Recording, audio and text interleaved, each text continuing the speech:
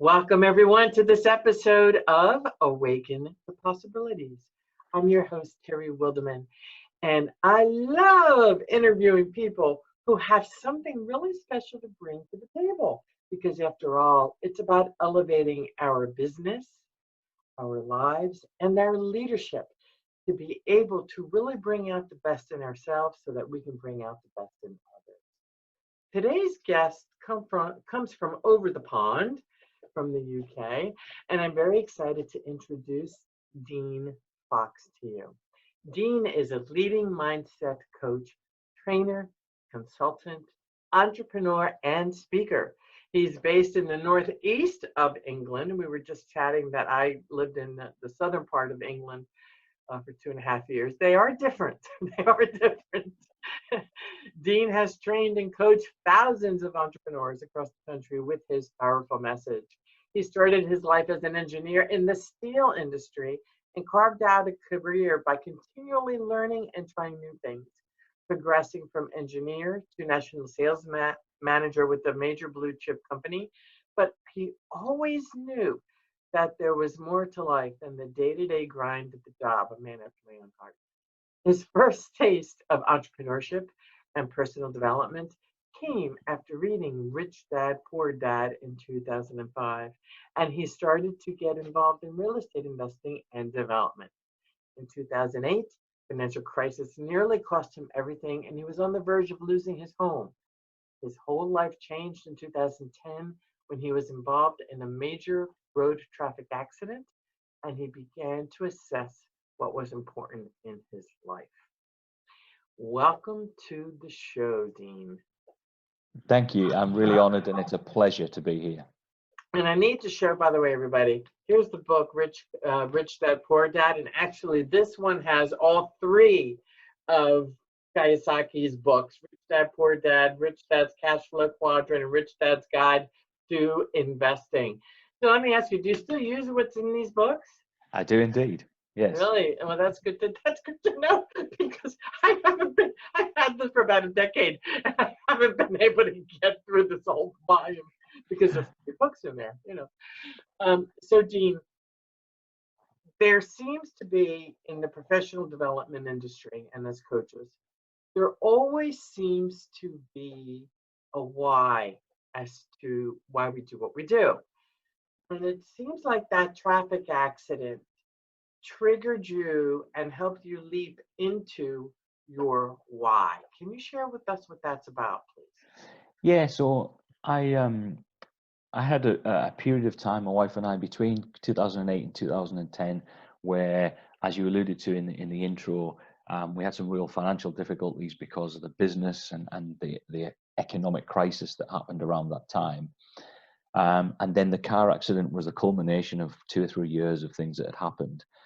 And what that meant was that despite, it was fairly serious, and despite almost being killed in the accident, the follow-up period of that required maybe somewhere between 8 and 10 months of rehabilitation, both physical and obviously psychological.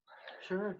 And I think that what really happened was that period, for me personally, was probably the toughest 6 to 10 months. Even through the difficult time of the financial crisis, that was probably the hardest period of my life. And I think a number of things happened. One was that as we have this conditioned and social conditioning that as men we're the providers for the household. Right. I physically wasn't being able to do that because of the injuries, and I could feel the difficulties that both myself and my family were feeling at the time from the financial pressure that we were under. And although we had some real good support from friends and family, it doesn't detract from the personal anguish that you go through in that period. Mm-hmm. And I was getting on a downward spiral. My life was appearing to become darker and darker and darker. And what I found was really difficult was, despite the fact that my wife and I have a really close and wonderful relationship, I found it really difficult to share with her what I was going through. And I didn't want to share it with anybody else. I wanted to try and find a way out. But what happened was that just led me deeper and deeper into a more difficult period, a deeper depression than I'd felt previously. What a timely story with what is going on right now. So many people have lost their home, not their homes, but have lost their work, have lost their businesses. In the United States, we had the largest uh, the biggest week last week of folks who have lost their jobs because of this virus. So your story is so amazingly timely. So Dean, what did you do to elevate yourself out of that darkness? So I think that the first thing that I share with people is that I reached a point where I couldn't really go any further. I tell the story that it was early December of 2010, and I think the culmination was that we were probably about 2.5 weeks away from Christmas, and the added pressure of knowing that would probably be our most difficult period with 2 young children, and everything that was going on. I got to a point where I didn't feel like I could go on, and I left home one morning I said to my wife that I was going for a walk. I needed some fresh air, but in reality, I didn't have any intention of returning home. I'd gone to the woodlands near where I live, and I planned to end my life that day. Essentially, I felt that people, my family in particular, but people would be better off without me. That it was, I was causing more of the issues than solving them. But what happened that day, and I would never been able to say this, 3 or 4 years ago. But having made a decision, I sat in a clearing not far from in the woodland, and I'd made a decision that that's what I was going to do. I was going to end my life that day. But having made that decision, for an unknown reason at that time, I just felt a complete calm and peace came over me. And I didn't know why. I'd been angry right up until that point, hugely angry with the world and myself and everybody else. But at that point, when I'd made the decision, I just felt really peaceful and calm. And just for a moment, I saw with a bit of clarity that, well, okay, maybe if my life was going to end and I didn't have a purpose, it could have ended 8 months before in the car accident, and it didn't. And perhaps that means that there's maybe something else that I should be doing other than why I'm sitting here. And that drove me to ask some questions about myself. And I did go home. I returned back, and it was just those questions about, well, there must be more to life than this. Then, why am I here? What's my purpose? And why am I at this point? And why have I gone through everything I've gone through? And I went back home, and I was looking for some inspiration, I think. And I'd always been a reader of books, and I took a book from the bookshelf, which I'd read before, but I never really resonated with me in any way. But it had some meaning because it was a book that my son bought me on the return journey of a holiday we'd been on in 2008. So the last family holiday we took before the financial crisis. He bought me a book in the airport, and I took it off the shelf to read that. And I was just looking for something really. And the book was Think and Grow Rich. And there was a lots of things I saw in that book that day. I couldn't put it down. I read it all night. And there was lots of things I saw in that book that even though I'd read it before, that I'd never ever seen in that book before. And I say often now that we don't see things that weren't there. They were obviously in the book every time I'd read it, but I was in a different place then. And I saw things in me that I probably hadn't seen before rather than in the book. And it just really started me on a journey of questioning, okay, if I'm here and I've gone through all of this, there must be a reason for it. And my job, my purpose is to find out what that reason is, and to understand it and be able to share it with other people. Otherwise, it would have been pointless to have survived the car accident. Right, exactly. What a wonderful story. And what I hear in this story is that you listened And that's something that I want to encourage people. I don't like to use the word I want. I encourage people, please listen to those intuitive hits that come, because there's a reason for those hits. If, Dean, you had not listened to that, you would not be sitting in front of me right Absolutely. now, sharing your story with our audience that needs to hear this message. So I'm curious, is there a specific passage that you can remember in Think and Grow Rich that stuck with you, or an idea, not necessarily a passage, but is there an idea that came through that had you saying, aha, I get it? There's two aspects to it, I think. One was, the first thing that really struck me was the number of times that Napoleon Hill talks about intuition, about the subconscious mind, and about how our mind works and how that can help us deliver what it is that we want and how we can achieve things. And the second big thing was where it talks about masterminds and accessing people and using their IQ, for want of a better phrase, to support your growth and journey. And that's kind of what I did from there on in, really. I kind of tried to surround myself with people who I felt were way better than me in every aspect of what I wanted to achieve. So people who had been there and done things that I wanted to do. And I spent every opportunity and every penny that I had spare in anything that we did from there on in, trying to read the best information, work with the best mentors and coaches, attend events wherever I could, all over the world, to understand why I felt the way I did, or why I'd gone through the things I went through, in order to try and understand how my mind was working and how I could change that and transform it in order to live the life that I really wanted to live. So how did all of those things lead you to where you are today? What are you doing today based on that journey? And I call that the inward journey. Yes, it absolutely does. Yeah. And I think that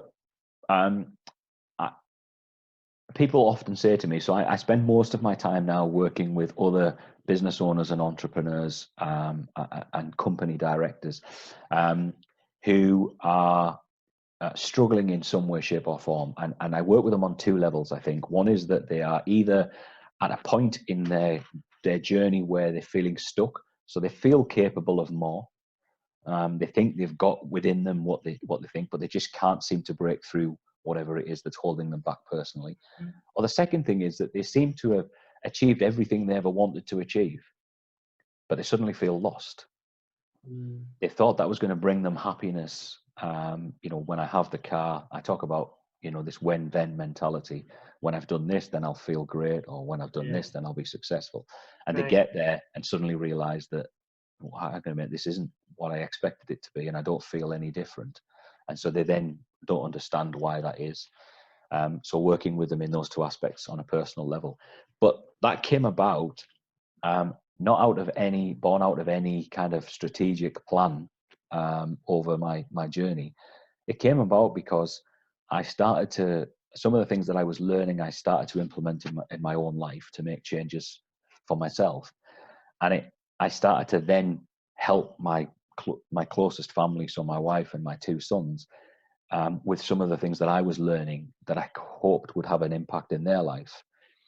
And as they started to achieve things, I started to share it with some other people. And then it just became a bit of a ripple effect, which is something I talk about now, which is why I like to speak, because I'm genuinely passionate about having this ripple effect that if we can impact one person's life, we're probably impacting thousands of lives over their time, because we've got the ripple effect.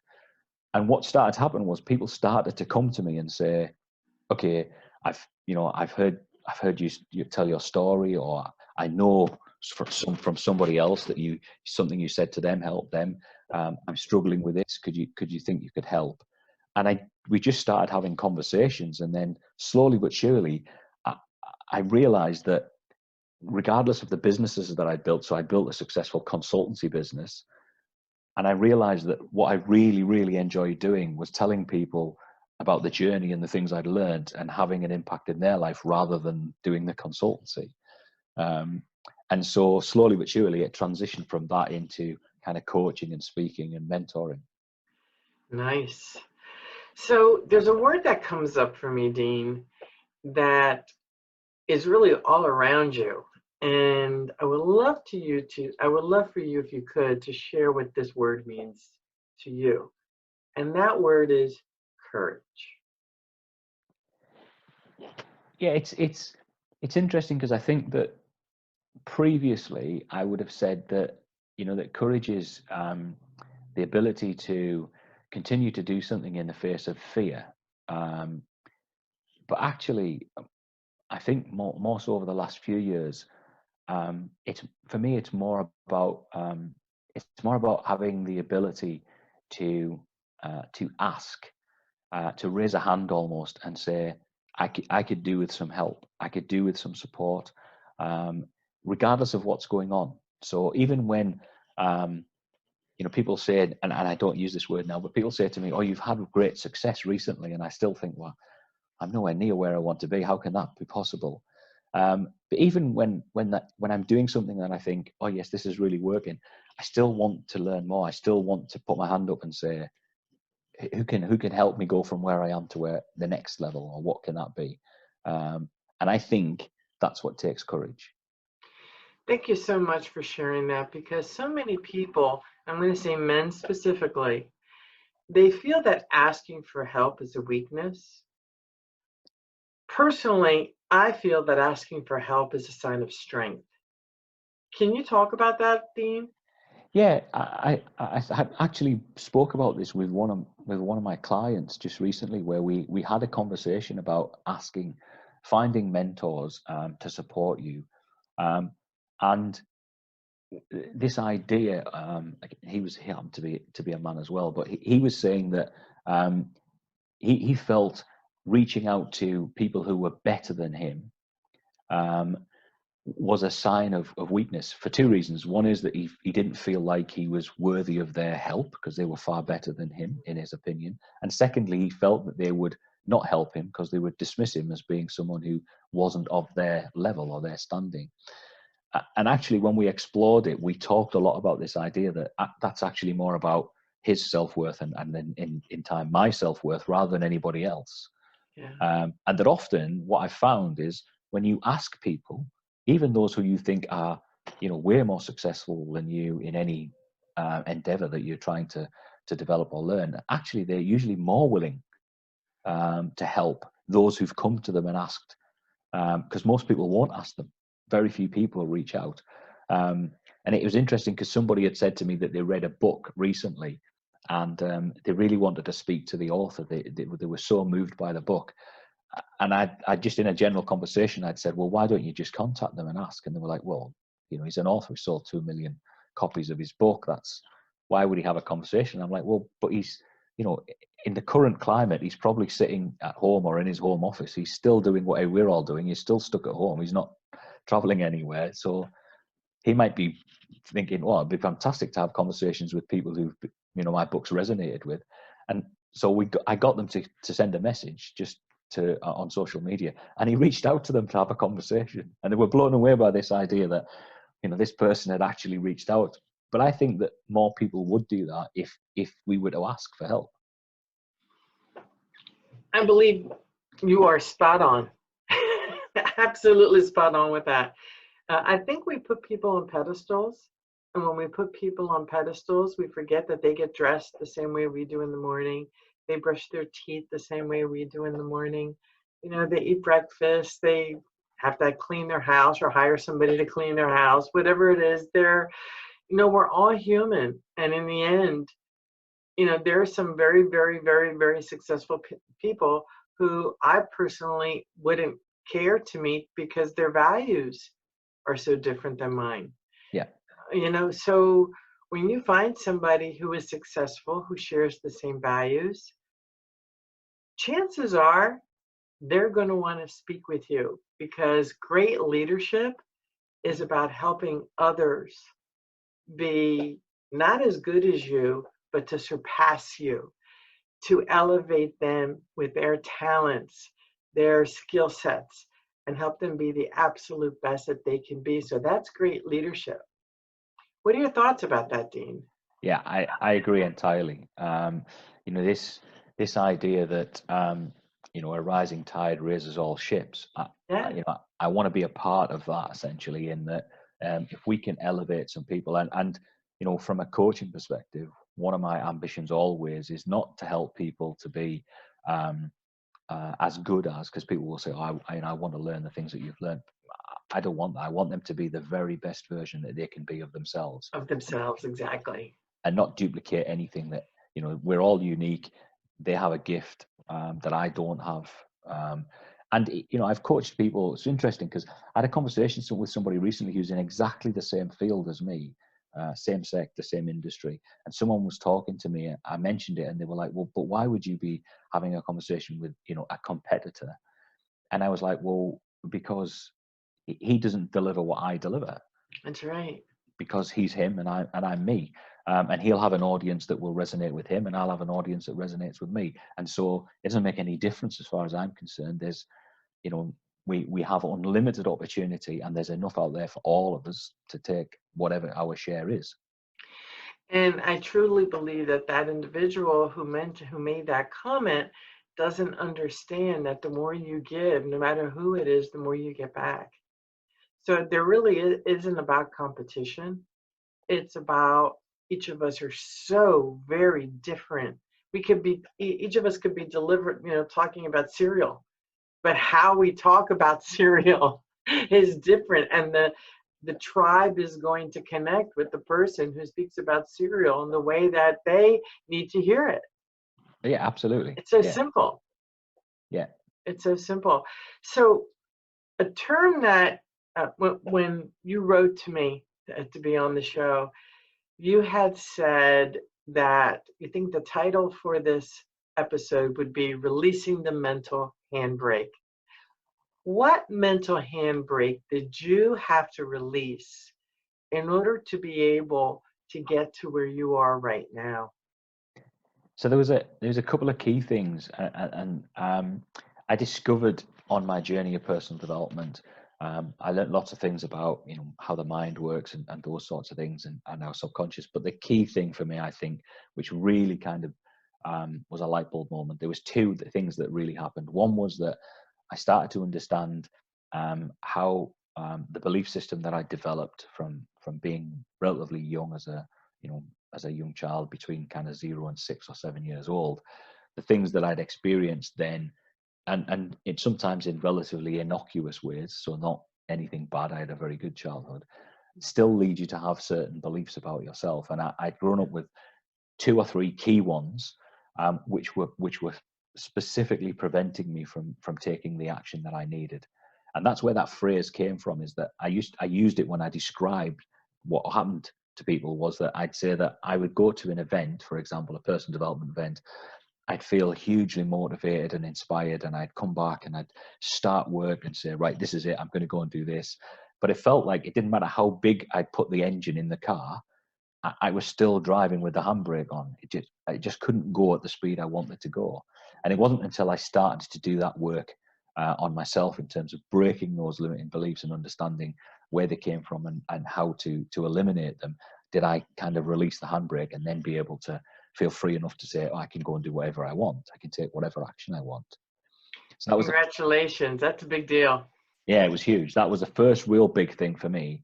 The second thing only happened about 2 years ago, and we talked briefly before we started. My parents, and when I was really younger, they're from a kind of religious background. But as I kind of grew up, I probably, as most people do, I think, unless they really kind of focused on that, I came away from that, and it wasn't really something that significantly resonated with me. But it was always there in the background, I suppose. And then maybe 2 and a bit years ago, I started to read and investigate other aspects of personal development, more around what people would call the spiritual side. But for me, I think the word frightens people. It certainly frightened me for a while, because immediately you have connotations of religion and things like that. But I started down looking at some of those aspects in a bit more detail. And it was that I alluded to earlier on when I said that it then started to become clear to me what had happened, in the woodland on that day, and this idea that, I'm not effectively a part of the universe. I am the universe, and everything is unlimited. That gave me, a whole new perspective on certain aspects of my life, and allowed me to what I would feel, operate on a much more peaceful and calm level than I've ever been able to before. Understanding that. So they were kind of the two big things that happened for me. One was kind of releasing the first mental handbrake of saying, okay, now I understand, I can take action. The second one was probably addressing something that I'd probably locked away in a box almost, because I didn't really want to go there. Simply because I'd created a link between the word and what I think it meant, what I thought it meant, until I started to explore it for myself, and understand what that really meant in terms of who I really was. And that's given me another lease, if you like, in terms of being able to go and talk freely about who I am and what I do. Congratulations. That sounds so wonderful. It really does. And what a great place to end today's episode. I do know that you would like to share a free gift for our audience. Can you share with them where they can find you and where they can get your gift? Yeah, for sure. Thank you. So I'm on all the social media channels, Facebook and Instagram. You can get me at Dean Fox Coaching. And on my website at deanafox.com, I have an ebook and coaching program, which is it's a module of part of a program that I have, but it talks simply about resilience, and helping people to understand the core concepts of what can impact them in terms of being able to build a total resilience process. And you can download that for free directly at my website. And can you repeat your website, please? Yeah, it's deanafox.com. deanafox.com. Excellent. And thank you, everyone, Awaken the Possibilities audience, for being here today. As you know, we are working on the Intuitive Leadership University. That includes the Leadership Wisdom School, the Business Wisdom School, and the Life Wisdom School. And to stay tuned in to what is happening with our launch, please go to Intuitive Leadership and click on the University tab and just put your name and email in there so that we can let you know which school is going to be launching. Well, actually, it's the Leadership Wisdom School will be launching first. So stay tuned. AwakenThePossibilities.com is where you can find the podcast. You can also find us on most major stations and on our website, AwakenThePossibilities.com. This is Terry Wildemann, your host. Thank you so much for being here, and we look forward to seeing you on the next episode of Awaken the Possibilities.